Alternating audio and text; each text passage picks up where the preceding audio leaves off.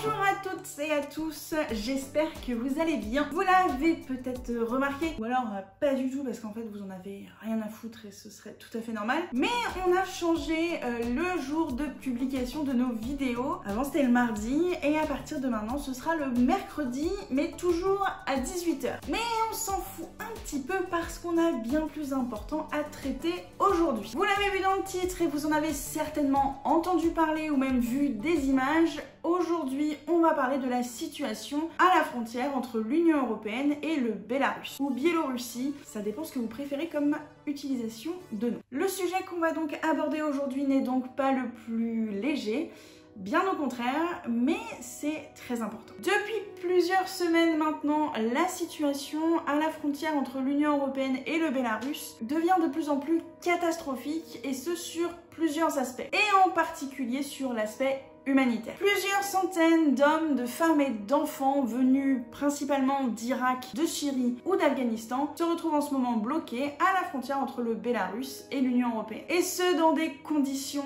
déplorables. Il ne fait aujourd'hui plus aucun doute que Alexandre Loukachenko, le président du Bélarus qui n'est pas reconnu comme tel par l'Union européenne, est à l'origine et organise cette crise actuelle. Il utilise des êtres humains, donc vraiment des vies humaines quoi, pour pouvoir se venger de l'Union européenne qui a adopté plusieurs sanctions à son encontre. Son objectif est donc de déstabiliser l'Union européenne et de jouer sur les divisions internes qui existent au sein des institutions. Mais vous nous connaissez maintenant chez WIP, on aime prendre le temps de comprendre les événements et situations politiques. Donc aujourd'hui on ne va pas déroger à cette règle et on va revenir un petit peu en arrière pour comprendre ce qui a mené à cette situation actuelle. Vous le savez certainement, les tensions entre l'Union européenne et le Bélarus, eh bien ça ne date pas d'hier. Elles existent depuis l'arrivée au pouvoir d'Alexandre Loukachenko en 1994 et elles se sont accrues au fil des années. Évidemment, je ne prends pas ici en compte la situation des relations entre le bloc européen et le bloc de l'URSS pendant la guerre froide, parce que c'était une situation très particulière. Mais en tout cas, les raisons de ces tensions post-guerre froide, eh ben, elles sont assez simples. Le dirigeant du Bélarus n'est pas un grand fan et un grand défenseur de la démocratie et des valeurs qui en découlent. Alexandre Loukachenko est d'ailleurs surnommé le dernier dictateur d'Europe, ce qui en dit long. Et non, c'est pas Macron qui a ce surnom. Des os pas des os. Il faut dire que monsieur Loukachenko a un sacré beau palmarès de mesures autoritaires et dictatoriales à son actif. Et pour ceux qui connaissent pas, Alexandre Loukachenko, c'est lui. Ah non, pardon, merde, je me suis trompée. Non, Alexandre Loukachenko, c'est lui. Dès 1996, il a notamment renforcé ses pouvoirs et a étendu la durée de son mandat. Il s'est aussi donné la possibilité de suspendre le Parlement et a d'ailleurs fait arrêter 89 des 110 députés de la Chambre des représentants à cette époque parce qu'ils n'étaient pas suffisamment loyaux. Bah oui, après tout pourquoi pas. Et l'opposition au Bélarus, eh bien elle est systématiquement matée, elle est réprimée et donc du coup elle a énormément de mal à pouvoir s'exprimer librement. Cela fait aujourd'hui 27 ans que Alexandre Loukachenko est à la tête du pouvoir et dans un régime qui se revendique être une république. Presque 30 ans au pouvoir, c'est jamais vraiment bon signe, hein. C'est pratiquement autant que mon âge. Loukachenko, il est un habitué des arrestations de ses opposants politiques, hein, comme je vous le disais, et en 2019, à la suite des élections législatives au Bélarus, eh bien aucun parti ou opposant politique n'a obtenu de siège à la Chambre des représentants. Ça sent un peu la dictature, ça, non? Ça pue. Oui, ça pue. Le 9 août 2020, Alexandre Loukachenko est annoncé vainqueur pour la 6e fois à la suite de l'élection présidentielle. Ce qui est grand jour pour la démocratie. Il obtient pas moins de 80,2% des voix. Même Charles de Gaulle, il a pas fait un tel score, c'est dire.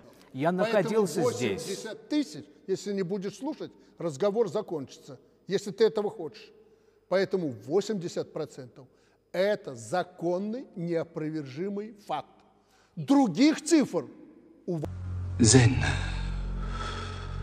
Ça Sa principale opposante, Svetlana Tikhanovskaya, est partie directement se réfugier en Lituanie pour protéger sa vie. Et de nombreuses manifestations ont éclaté et durent depuis ce moment. Et ce malgré une très forte répression de la part du régime de Loukachenko. L'Union européenne a refusé de reconnaître la légitimité d'Alexandre Loukachenko et ne voit donc pas en lui le chef d'État du Bélarus. L'Union européenne a pris des sanctions économiques à la suite de ces violentes répressions et ces sanctions concernent Alexandre Loukachenko directement. Ça correspond donc à des gels des avoirs et à notamment l'interdiction de pouvoir pénétrer sur le territoire de l'Union européenne. Au cours de l'année 2020, il n'y aura pas moins de 3 séries de sanctions qui concerneront directement des individus et des entités qui sont considérés comme agissant pour le régime autoritaire de Loukachenko. Alors je sais, vous allez certainement me dire que ce n'est pas suffisant et peut-être j'avoue que je n'ai pas la réponse à cette question et de toute façon ce n'est pas à moi d'avoir cette réponse, mais donc je vous laisse vous faire votre propre opinion à ce sujet. Les tensions vont encore s'accroître en 2021 car vous vous en souvenez peut-être. Au mois de mai 2021, le Bélarus force un vol de Ryanair qui survolait l'espace aérien du pays à atterrir à Minsk, la capitale du Bélarus. Pourquoi détourner un avion de la sorte qui était simplement supposé faire un petit voyage entre Athènes et Vilnius? Eh bien pour exfiltrer du vol le journaliste et opposant Raman Pratasevich et sa compagne Sofia Sapega afin de les emprisonner. Et aujourd'hui encore, ils sont sous les verrous et les traitements qu'ils subissent peuvent être très largement et très facilement qualifiés d'inhumains. À la suite de cet événement, eh bien, la communauté internationale et l'Union européenne ont qualifié ce détournement d'acte de piraterie et ont pris de nouvelles sanctions, notamment économiques, à l'encontre de personnalités et entités considérées comme mouillées un petit peu dans cette affaire. Au total, c'est 166 personnes et 15 entités qui sont concernées par ces sanctions économiques. Mais cette fois-ci, l'Union européenne, elle va un petit peu plus loin puisqu'elle décide de l'interdiction pour les transporteurs biélorusses, le survol et l'atterrissage dans l'espace aérien européen. Une décision qui va donc isoler un petit peu plus le Bélarus. Et c'est à ce moment-là que les tensions vont encore croître et que la situation, déjà assez catastrophique, va encore plus dégénérer. Déjà grand amateur de répression à l'égard de sa propre population, Loukachenko décide de s'enfoncer encore plus loin dans l'inhumanité qui le caractérise, et tout ça avec une bonne grosse dose de cynisme. Car depuis ces sanctions, la Lituanie observe une augmentation du nombre de migrants à la frontière qu'elle partage avec le Bélarus. Selon un article de La Croix, eh bien, les autorités lituaniennes avaient trouvé 8 migrants à la frontière en mars 2021 et en juillet 2021, ils étaient 2300.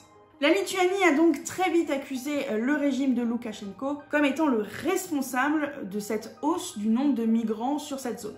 En réaction, la Lituanie a durci sa politique migratoire, ce qui a été critiqué par de nombreuses ONG d'ailleurs. Et le Parlement lituanien a même adopté une loi permettant d'ériger des clôtures à la frontière pour éviter le passage de migrants. Depuis le début de l'année, c'est 4000 personnes qui sont entrées sur ce territoire. Et ces premières pressions à l'encontre de la Lituanie par le Bélarus, eh ben, c'est pas un hasard. Car en effet, il ne faut pas oublier que la Lituanie a accueilli pas mal d'opposants politiques du régime de Loukachenko. Au mois d'août, c'est au tour de la Lettonie de déclarer un état d'urgence local puisque le pays fait face également à un afflux de migrants qui n'existait pas il y a quelques mois encore. Le même mois, eh bien, c'est aussi la Pologne qui annonce la construction de clôtures sur sa frontière puisque, vous le voyez, la frontière entre la Pologne et le Bélarus, eh bien, c'est ici et c'est pas moins de 400 km. Et depuis le mois de septembre, eh bien, la Pologne a instauré un état d'urgence sur la zone et a aussi déclaré qu'elle allait construire un mur cette fois-ci, et non pas que des clôtures, un mur. Ce qu'il faut bien comprendre ici, et ce qui démontre une profonde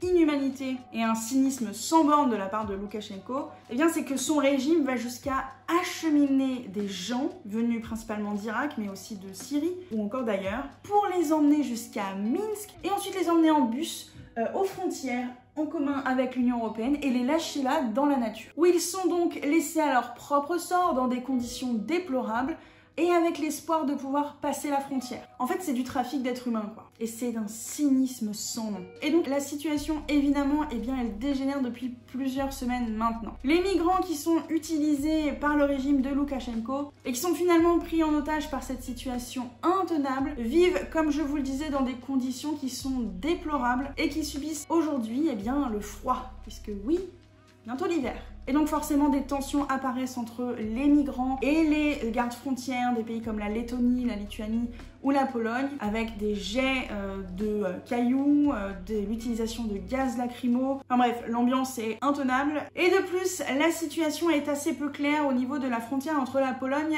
et le Bélarus. Pourquoi? Eh bien parce qu'avec la mise en place de l'état d'urgence en Pologne, sur cette zone, eh bien les journalistes n'ont pas accès à la frontière et donc ne peuvent pas voir très clairement ce qui s'y passe. Il y a plusieurs journalistes qui ont d'ailleurs été arrêtés par les autorités polonaises parce qu'ils se trouvaient sur la zone. C'est aussi très difficile d'accès pour les ONG et donc vous vous en doutez, ce genre de situation ce n'est pas du tout bon signe et on sait d'ores et déjà qu'il y a au moins 13 personnes qui sont décédées à la frontière entre la Pologne et le Bélarus, dont au moins un bébé d'1 an.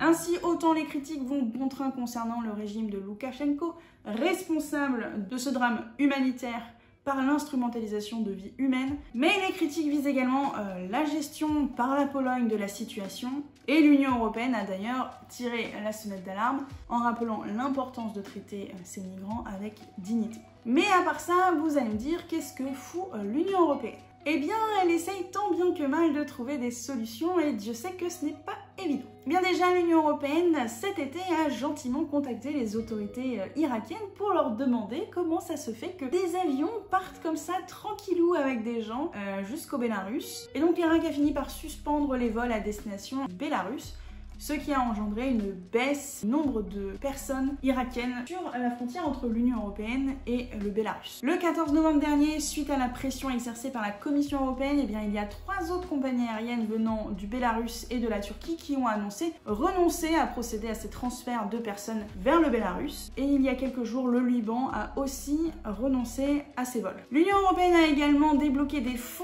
pour assister les pays qui sont concernés par la situation à leurs frontières. Mais par contre, Ursula von der Leyen avait déclaré en octobre dernier que ces fonds ne serviraient pas à financer la construction de clôtures ou de murs, malgré la demande en ce sens de 12 pays européens. Maintenant, il va falloir voir si cette position va être maintenue ou si elle va évoluer en fonction de ce qu'il se passe et de la pression des États membres. Depuis le mois de septembre, l'Union européenne appelle la Pologne à accepter la présence de Frontex à sa frontière avec le Bélarus pour pouvoir aider à la gestion de la situation.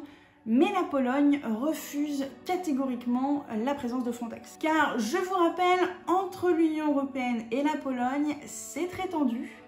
Donc l'ambiance est vraiment topissime, quoi. Pour ceux qui ne savent pas, eh bien Frontex, c'est une agence européenne qui a pour mission de gérer les frontières extérieures de l'Union européenne avec des missions de sécurité mais aussi de sauvetage, et donc elle est composée de gardes frontières qui viennent de tous les pays de l'Union européenne. La présence de Frontex à la frontière entre la Pologne et le Bélarus aurait permis d'aider à l'organisation et à la gestion de la situation, mais aurait pu aussi être très utile pour des missions de sauvetage et pour venir en aide aux migrants en difficulté, notamment sur des aspects de prise en charge médicale. Car aujourd'hui, les migrants sont vraiment laissés à eux-mêmes, c'est difficile d'avoir accès à de la nourriture ou à de l'eau, mais aussi à des soins médicaux. Alors, si Loukachenko a agi de la sorte, eh bien c'est évidemment parce que c'est un gros cynique, mais aussi parce qu'il sait que la question migratoire est un sujet qui divise profondément les États membres de l'Union européenne. La crise migratoire de 2015 a notamment mis en exergue ces profondes divisions. Donc certains pays, notamment les pays du groupe de Visegrad, avec la Hongrie, la Pologne, la République tchèque et la Slovaquie, sont fortement opposés à l'accueil de réfugiés ou de migrants dans leur pays. La politique d'immigration et d'asile européenne n'est donc pas du tout achevée, et c'est donc la merde, notamment dans ce genre de situation que l'on vit actuellement. Le 15 novembre dernier, l'Union européenne a décidé de nouvelles sanctions à l'encontre du régime de Loukachenko. Ce dernier, qui se retrouve assez isolé, commence à montrer des signes de fébrilité. Il a notamment annoncé le rapatriement de certains migrants vers leur pays d'origine, et d'ailleurs l'Irak a mis en place un premier vol pour rapatrier des Irakiens. Il y aurait eu près de 430 Irakiens qui auraient donc été évacués par ce biais. À l'annonce de ces nouvelles sanctions, eh bien Loukachenko, il s'est senti pousser des ailes et il a commencé à menacer l'Union européenne bien de couper le gaz, puisqu'il faut savoir que le gaz qui provient de Russie passe forcément en transit par le Bélarus. Обогреваем Европу, они нам угрожают еще, что они закроют границу. А если мы перекроем природный газ туда? Une menace qui est assez peu peu réaliste, puisque en fait, c'est pas Loukachenko qui décide de ça, quoi. En effet, seule la Russie peut décider de couper les vannes, et Poutine l'a donc très rapidement rappelé à Loukachenko, en lui faisant comprendre que top, c'est pas lui le chef, parce que le patron, c'est Poutine.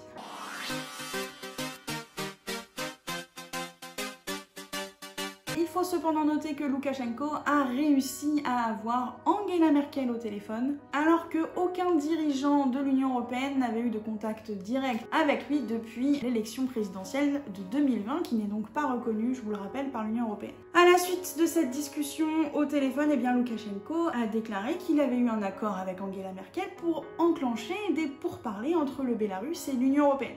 Ce qu'a très vite nuancé l'Allemagne en disant simplement que la discussion, c'était une discussion pour mettre en place une coordination pour la gestion de la crise humanitaire et le rapatriement de ces migrants. Mais ce coup de fil aura quand même eu pour effet d'agacer fortement la Pologne, qui considère que l'Allemagne a cédé au chantage de Loukachenko. La Pologne qui accuse également la Russie d'être le cerveau de cette situation critique. Vous le savez, les liens entre la Russie et le Bélarus sont très étroits, et ce pour plein de raisons que je ne vais pas développer ici. Poutine est donc le dernier soutien de Loukachenko, et l'implication de la Russie dans cette crise actuelle est une question qui se pose évidemment. Les autorités russes, sans surprise, nient toute forme d'implication. Faut dire que les gars n'allaient pas nous dire dans le plus grand des calmes que c'était eux qui avaient eu ce plan machiavélique. Mais Poutine estime quand même que Loukachenko n'est pas du tout responsable de la situation et que les Européens sont des gros hypocrites car ils laissent ces pauvres gens dans le froid au lieu de les accueillir sur le territoire européen. C'est assez facile. Dans un article du Monde que j'ai lu pour pouvoir faire cette vidéo, le chercheur Jean-Sylvestre Montgrenier, qui exerce à l'Institut français de géopolitique, explique qu'il n'y a évidemment aucune preuve que la Russie est impliquée dans cette crise, aucune preuve écrite et évidemment aucun accès aux discussions entre Poutine et Loukachenko, mais que personne ne doit être dupe. En effet, faut pas être né de la dernière pluie, expression de boomer, pour comprendre que la Russie a pour intérêt de déstabiliser l'Union européenne. Poutine exècre la construction européenne, et ce depuis le début, et joue du coup l'état perturbateur depuis des lustres. Par exemple, la présence de militaires russes aux frontières avec la Lettonie, ou alors des exercices militaires faits avec le Bélarus qui par exemple comporte des vols de bombardiers nucléaires non loin de la Pologne, c'est des coups de pression exercés par la Russie sur ces États, et donc sur l'Union européenne. Et le trafic d'êtres humains en cours au niveau de la frontière entre le Bélarus et l'Union européenne, ça va également dans le sens d'une volonté de foutre la pression sur l'Union européenne de la part du bloc russe. Les divisions entre l'Union européenne et la Pologne sur des sujets comme l'état de droit ou alors la primauté du droit européen, ce sont des occasions parfaites pour le Bélarus et la Russie d'accroître les tensions existantes entre l'UE et la Pologne et ainsi mener à une dislocation du bloc européen. La Russie utilise aussi d'autres moyens de pression, vous le savez, notamment avec l'énergie et le gaz, puisque de nombreux États membres de l'Union européenne s'approvisionnent avec le gaz russe pour pouvoir se chauffer, par exemple. Et ça, c'est un bon moyen de rappeler à l'Union européenne qu'il serait temps de faire de l'enjeu de l'indépendance énergétique une grosse priorité. En tout cas, je serais ravie de lire vos commentaires et avis sur la situation à la frontière entre l'Union européenne et le Bélarus. Si vous avez des questions, n'hésitez pas également à les poser, j'essaierai d'y répondre. J'espère en tout cas que cette vidéo vous aura plu et que vous aurez appris quelques petites choses et que vous y verrez aussi plus clair sur ce qui se passe là-bas. Merci beaucoup d'avoir suivi cette vidéo. Je vous dis donc à bientôt sur WIP. Des bisous.